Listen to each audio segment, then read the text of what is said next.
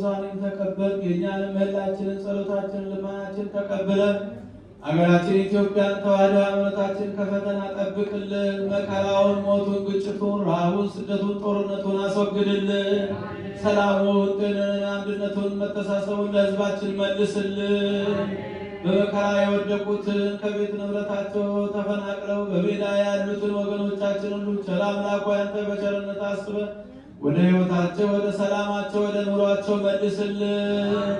የሞቱትን በመንግሥተ ሰማያት አሳርፍልን። ታመው በየሆስፒታሉ በየቤታቸው ሆነው ምሕረት የሚሹትን የምሕረት አምላክ ሆይ ምሕረት እጅን ዘርግተህ ፈውስልን። ወለተ ሕይወትን ለቁመተ ሥጋ አውቃልን። ነፍስ ይማርልን፣ ነፍስ አመቱ ፍቅርተ ሥላሴ በመንግሥተ ሰማያት አሳርፍልን። ምዕመናንን ሁሉ በያሉበት በየተሰማሩበት ጠብቅልን። ይህችን ቤተ ክርስቲያን በገንዘባቸው፣ በጉልበታቸው፣ በእውቀታቸው፣ በጸሎታቸው ጊዜ እያሰቡ የሚያገለግሉትን አገልጋዮቿን፣ ካህናቱን፣ ዲያቆናቱን፣ ምዕመናንም ወንዶችንም ሴቶችንም በሕይወተ ሥጋ በሕይወተ ነፍስ ጠብቅልን። ከጻድቁ አባታችን አቡነ ገብረ መንፈስ ቅዱስ ከእናታችን ከቅድስተ ቅዱሳን ከንጽሕተ ንጹሐን ከድንግል ማርያም ረድኤቷን በረከት አሳድርብን።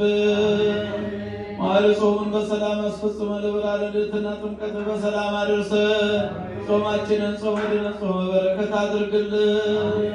አቤቱ አምላካችን ሆይ ይቅር በለን፣ ማረን፣ ራራልን። አቡነ ዘበሰማያት